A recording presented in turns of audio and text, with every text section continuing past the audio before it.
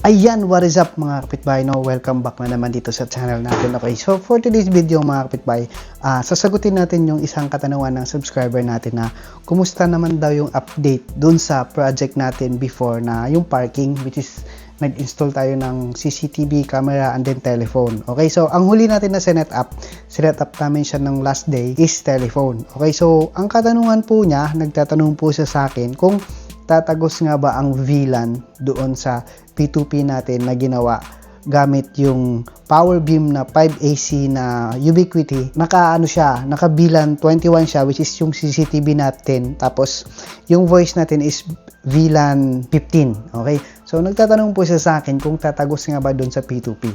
Okay, so eto mga kapitbahay, update ko kayo, no. Nag-set up na kami kahapon ng telepono, kaya smooth no, gumana, tumagos po yung VLAN na voice VLAN namin gamit ng P2P doon sa kabilang parking, remote parking space namin, which is from dito sa main office papunta doon sa remote parking namin. Naka P2P, tapos naka CCTV, tapos pinadaan ko yung VLAN 15 para magamit ng guard yung telepono or yung voice namin. So successful po, no, tumagos po siya. Let's go, try natin. So ipapakita ko sa inyo ngayon yung proof kung tumatagos nga ba, para dun sa tropa nating IT na nagtatanong, para magawa na rin niya yung kanyang plan na gusto niyang gawin din na ganung setup. Is naka P2P yung mga CCTV, tapos papadaan lang yung voice VLAN dun sa P2P, which is dun sa power beam natin na Air Max yung Gen 2. Alright, so ito po yung ating ito po yung dashboard niya.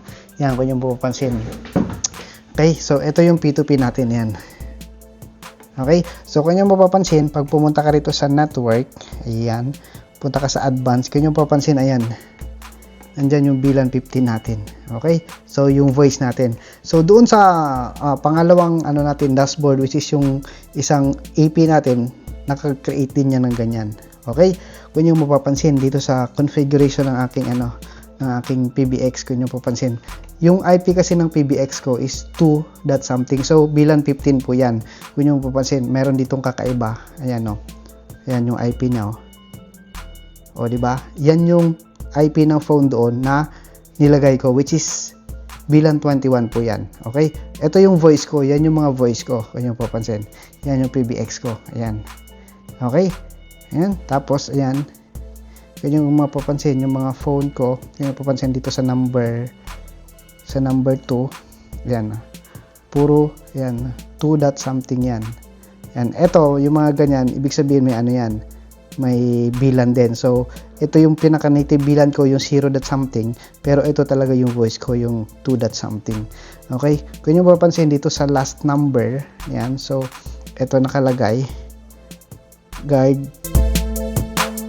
kung nyo mapapansin, diba, sobrang iba yung IP. So VLAN 21 yan. Kung nyo mapapansin dito sa ko, yan, yan, naka VLAN 15. Okay, so goods na goods po siya, tumatagos siya, napakalinaw ng aming usapan, kahit ang distance niya is ayan, malapit lang po yan, kasi yung iba nga dyan 3 kilometers pa eh. So ito 300 meters lang to line of sight.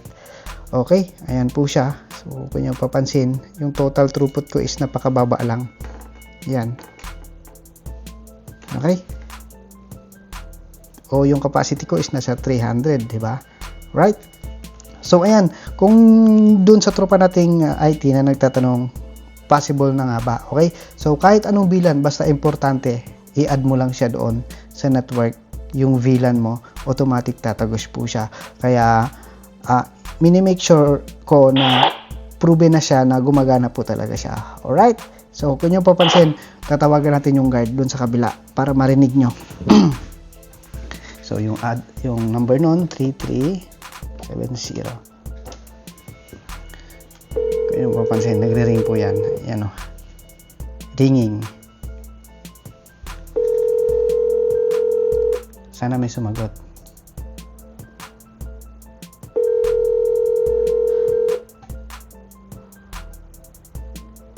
Saan napakababa, oh. 1 ms lang yung latency. Ba, walang sumasagot, So may kulang pa ako doon, no. So ang gagawin ko pa doon, maglalagay pa ako ng CCTV. So mukhang wala si Kuya Guard sa pwesto.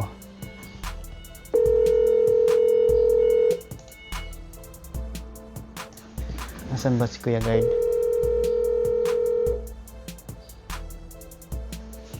So, andun po yun. So, mukhang wala siya sa pwesto, kaya ganyan. Hintayin natin na may sumagot para malaman nyo kung gaano kalinaw yung voice. The number you have dialed is not answering. Please try again later. Wait lang, ulitin natin. Mukhang wala si guard sa pwesto. Nag-a-assist siguro.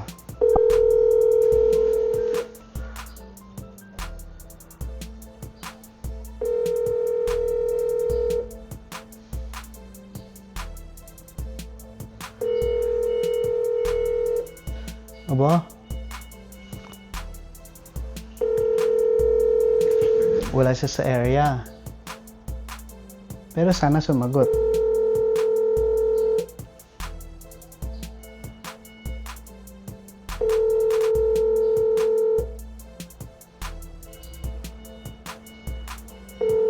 Aba, pero kung nyo papansin, no, ibang baba lang. Asan ba si Kuya Guard? Ayan, dumating na pala yung bago nating mga outdoor CCTV PTSA. So, bablog natin yan pag-install. Kasi mag-upgrade kami ng CCTV sa main gate. Kasi ang nakalagay doon is mga bullet lang. So, ang gusto ng boss is yung nagagalaw niya paikot 360. Kaya, ay. The number you have dialed is not answered. Walang sumasagot. Wait lang, iraradyo natin si guard.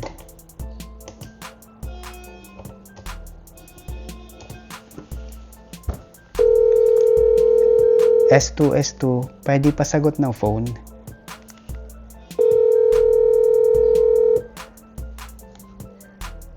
Aba?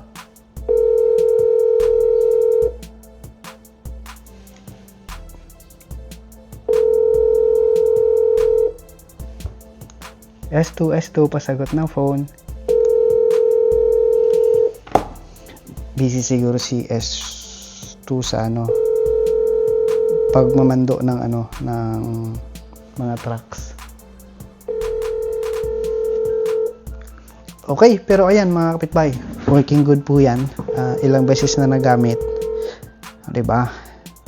Kaya ayun, sure na gumagana. Right? So diyan po sa tropa nating IT, kung gusto mo magganitong setup, pwede po, no? Possible po na padaanin yung VLAN dito sa P2P natin. Alright? So maraming salamat. God bless and peace. Peace and maraming salamat sa support, no? Thank you so much. God bless and peace. Quick vlog lang to.